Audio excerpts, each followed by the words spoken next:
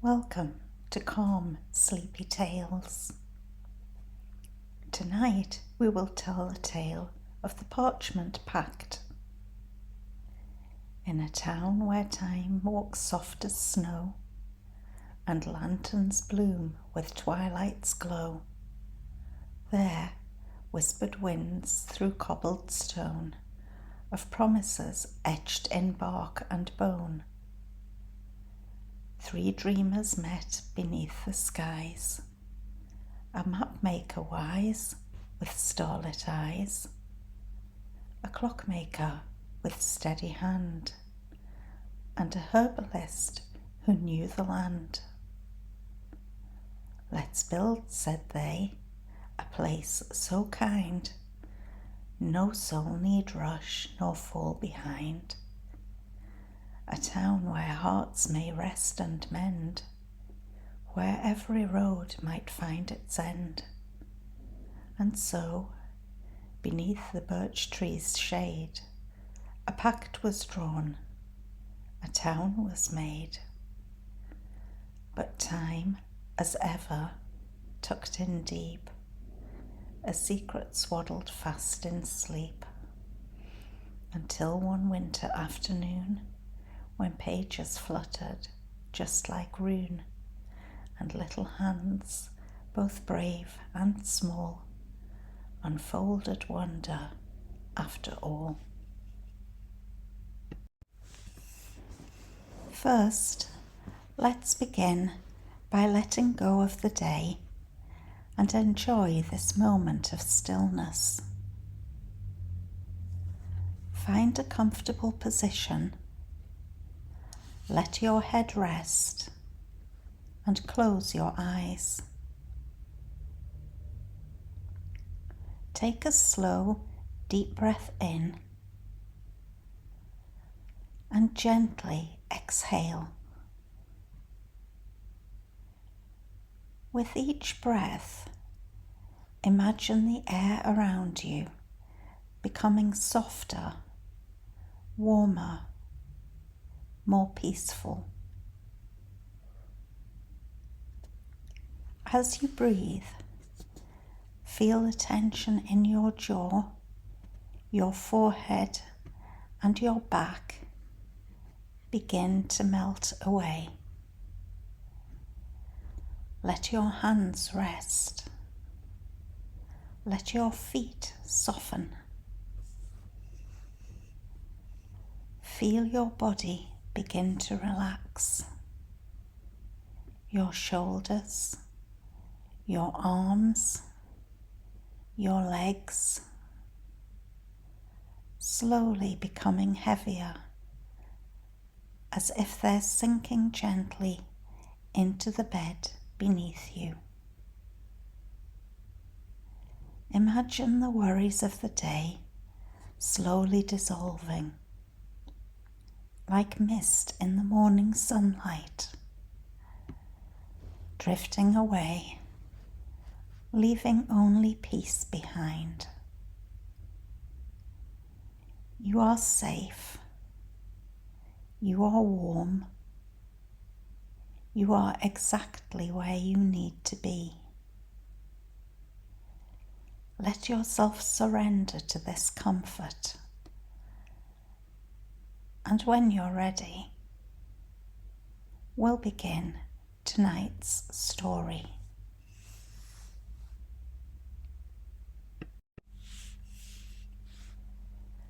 On a gentle morning in Widdersham, where the mist curled like ribbon around the chimneys, and the scent of cinnamon buns wafted from thistle and crumb, the children of the village gathered at the Second Chapter Bookshop.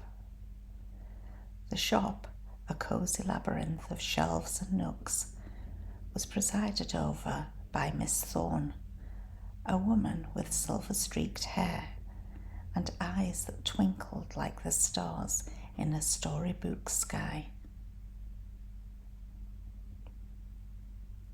As the children settled onto cushions and beanbags, Miss Thorne adjusted her spectacles and began. "Today, my dears, I shall tell you the tale of the Parchment Pact. She spoke of a time long ago when Widdersham was but a dream in the hearts of three friends, a clockmaker who wished for a place where no one need hurry, a herbalist who desired a town where no one would go hungry, and a mapmaker who longed for a land where no one could ever get lost. Together they inscribed their promises onto a piece of birch bark, creating a map that would guide the founding of Widdersham. And legend has it, Miss Thorne concluded, that this Birchbark Map still exists, tucked away within the pages of a forgotten book, right here in our very own bookshop. The children's eyes sparkled with excitement. "Let's find it," cried Pip, the baker's son, his cheeks dusted with flour from an earlier escapade in his mother's kitchen. Miss Thorne chuckled. "Very well, but remember, the bookshop has a mind of its own. It may not reveal its secrets easily." The children dispersed, delving into the maze of bookshelves. They examined tomes with titles like The Art of Cloud Sculpting and Herbal Remedies for the Melancholy Marmot. Hours passed, and the sun cast golden beams through the stained glass windows, painting the room in hues of amber and rose. It began with a sneeze.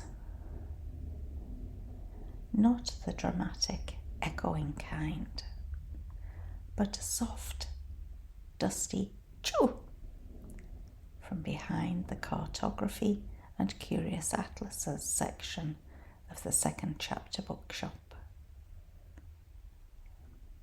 Iona Merridew, who was quiet, gentle, and known to press forget-me-nots between the pages of her school books, had been drawn to a shelf she'd never noticed before.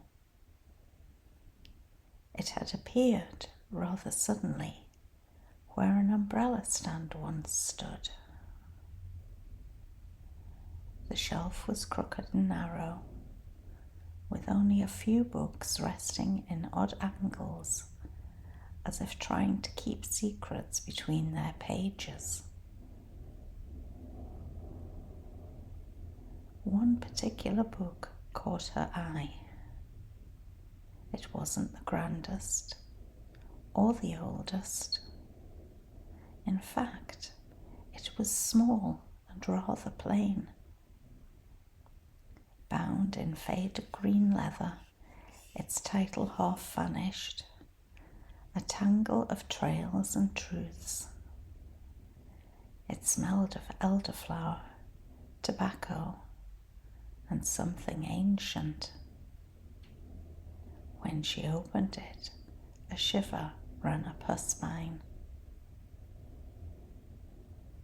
Tucked between page 73 and 74 was a piece of something that didn't feel like paper. It was rougher, fibrous, pale, curling at the edges. Birch bark. "Miss Thorne," Lila called softly, eyes wide, but she didn't need to shout. The moment the birch bark fluttered to the floor, on a draftless day, mind you, the bookshop seemed to pause. A hush fell over the shelves, the kind that made even the ticking of the clocks seem hesitant. The candle in the reading alcove flickered blue for half a heartbeat. The other children looked up from their various searching. Pip crawled out from under a bench, his hair full of paper clips. Jem and Hollis stopped mid-argument about whether the eccentric gardener's almanac counted as forgotten.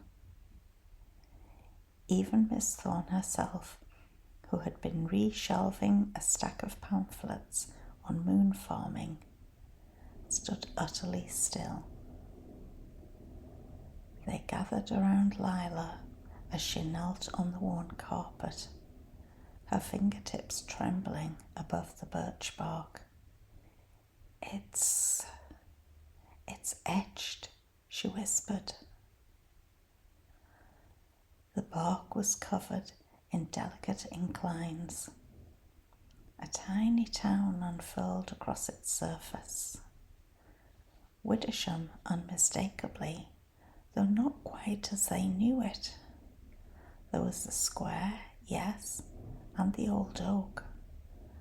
But there were also things they didn't recognise. A sundial with no shadow. A garden marked ever kind. And a symbol of a map quill crossed with an hourglass and a sprig of thyme. Miss Thorne reached down with reverent fingers and lifted it. It's real, she said, her voice hushed but certain. It's really real. The Parchment Pact. A gust of wind whooshed through the bookshop, though none could tell from where, and the shelves creaked approvingly. From somewhere in the rafters, a sleepy book owl hooted once, then promptly dozed again. The map, still cool from years of forgetting, shimmered faintly under the light. No one spoke.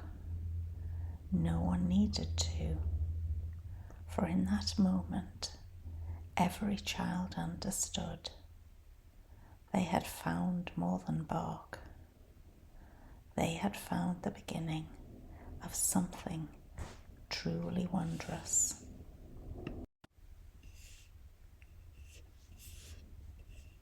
Miss Thorne, upon confirming that the curling piece of birch was indeed the very map of the Parchment Pact, did what any respectable bookshop owner would do. She brewed a very strong pot of spiced plum tea, lit the story candle in the front window, only used during momentous tales, and sent Hollis running to ring the market bell. 3 quick tolls and a long one, the signal for important nonsense. Within 15 minutes, the entire square had gathered. There were aproned bakers dusted in flour, florists with posies still in hand, and seamstresses with threads caught in their hair. Iona Merridew, from Artifacts and Hue, arrived with a trail of living paint dabbing her cuffs, and Aurelius Venn strolled over from Venn and Sons, ticking softly and looking particularly intrigued. Even old Mrs. Cranberry, who claimed she hadn't left her house since the turnip incident of '03, shuffled into the bookshop doorway with her woolen shawl and a suspiciously lively pigeon on her shoulder. Miss Thorne gently placed the birch bark on the reading table, where it lay like a spell that had finally decided to wake up. Well, said Thistle from Thistle and Crumb, peering at the map through jam-smudged spectacles. If that isn't the Everkind garden, I'll eat my scone tin. I remember my great-uncle saying Widdersham was founded on a pact, muttered Tobin Bramble, squinting. Course, he also said hedgehogs were time-sensitive. It is the pact, Miss Thorne said firmly. The clockmaker, the herbalist, the mapmaker, this was their promise, to make a town where no one need hurry, go hungry, or get lost, and it's ours. The children who had found the map stood glowing with quiet pride. Lila clutched Pip's hand, and Jem, ever the loudest, was unusually quiet until he whispered, "We're part of it now." Everyone leaned in to see. And as the townsfolk gazed upon the map, its linked paths, curious symbols, and that strange sundial with no shadow, something began to happen. The candlelight flickered, and the birch bark pulsed faintly with a golden sheen. The map shifted. It wasn't a movement exactly. It was as though the town, drawn there, began to breathe, a soft shimmer revealing hidden layers. A trail appeared, winding through what should have been the woods behind the apothecary. A small glen was marked with a sigil no one recognised. A stylized flame within a heart, within a house. Above it were 3 looping letters, S, V, E. "Where's that?" murmured Iona. "No place I've seen," whispered Briony Moss, who knew the land like her own pockets. "Maybe it's not where, but when," said Aurelius Fenn softly. And though no one quite knew what he meant, they all felt a small shiver of excitement at the notion.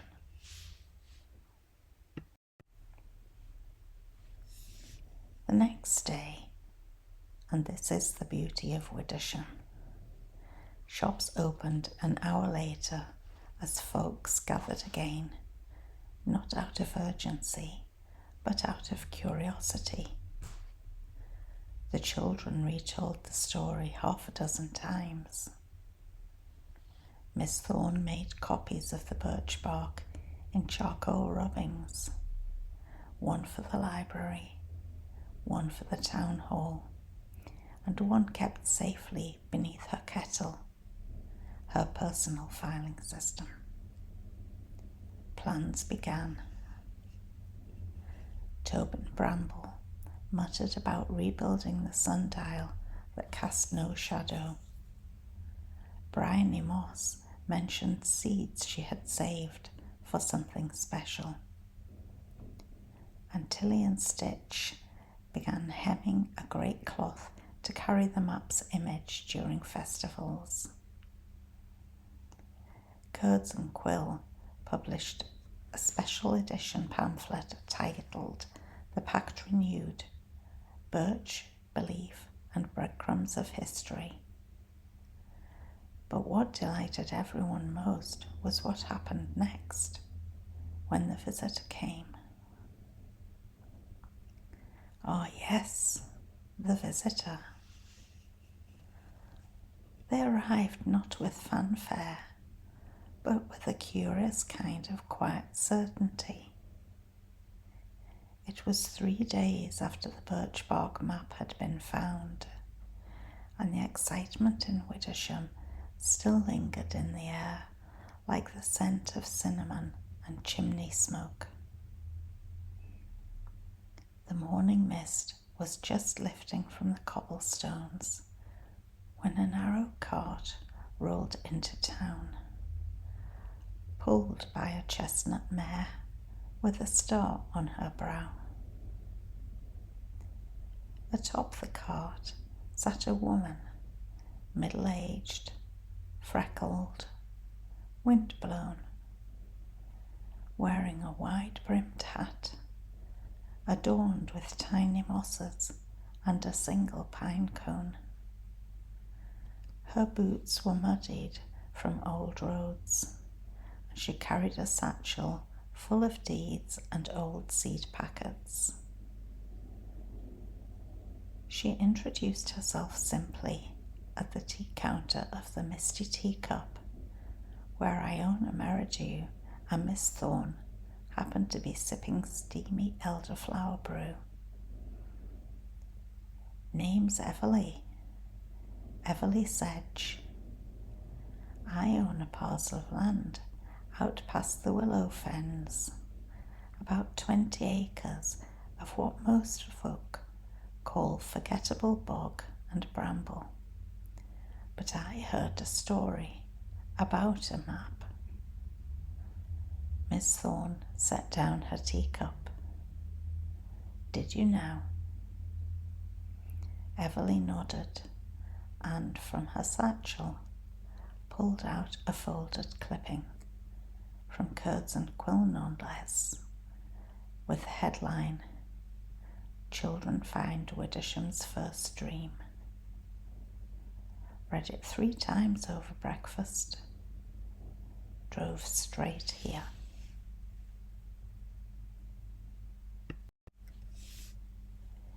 By afternoon, a small crowd had gathered around the fountain near the green, where Everly stood on the edge, clutching her hat as the wind picked up. "I have land," she said, "and I have time. And what I don't have in coin, I have in determination and very good compost." She unrolled a faded blueprint, not of buildings, but of spaces. A community greenhouse, a grove of memory trees with names carved in the bark, a long, winding path lined with lanterns and benches shaped like curled foxes, a small schoolhouse with open windows, and in the centre a sundial garden ringed by thyme and silver daisies. You all dreamed this once, a place where no one needs to hurry or go hungry or get lost. I think it's time to dream it again. For a moment no one said anything. Then Jem, the loud child who had found the map, piped up, "Can we build tree swings?" Everly laughed. "We can build tree swings." Tobin Bramble muttered something about finally putting that birthday-predicting weather vane to good use. Briony offered cuttings from her moon basil and singing violets. Tilly and Stitch started sketching bunting ideas on the spot. Even Leclerc the chocolatier sent word from his kitchen that he'd contribute peppermint bark in honour of the birch naturalement. That evening, the townsfolk voted, in the informal Widdersham way, by placing a lantern in their window if they were in favour. By sunset, the town glowed like a constellation. The land Everly Sedge offered became known as Pact Hollow. No one quite rushed to build it, That would go against the founding principles, after all. But they wandered in steadily, with spades and baskets, ideas and picnic lunches. Children drew chalk lines where they thought the garden paths should go. Elders sat and shared stories.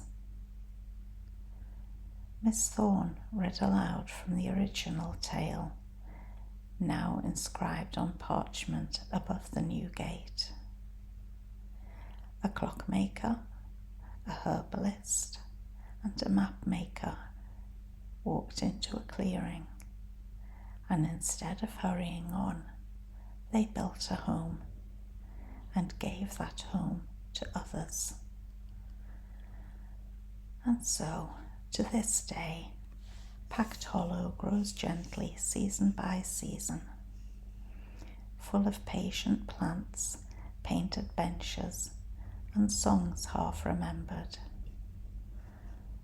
The Birchbark Map, now framed beneath enchanted glass in the Second Chapter Bookshop, sometimes pulses ever so faintly when children walk by.